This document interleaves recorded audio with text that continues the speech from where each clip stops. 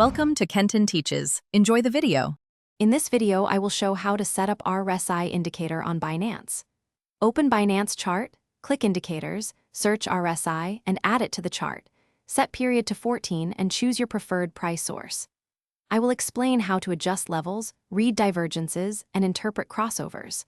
Follow along on your screen while I demonstrate entry and exit ideas, risk considerations, and quick tweaks for different timeframes. I will walk you through each setting and why it matters so you can customize RSI to your style. Change the period to make RSI more or less responsive, and tweak the overbought and oversold levels for different assets.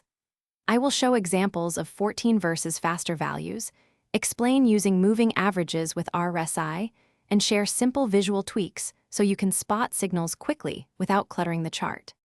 Quick recommendation: if you're finding this video helpful, please subscribe and like to support the channel. It really helps us. On another note, life's too short for a stinky car. Grab Little Tree's black ice for a crisp scent that makes trading commutes nicer. Check the description for the product link and other deals if you want one.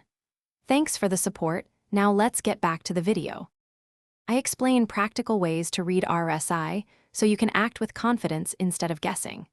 Watch for clear crossovers, sustained moves above or below thresholds, and classic divergence patterns that hint at reversals.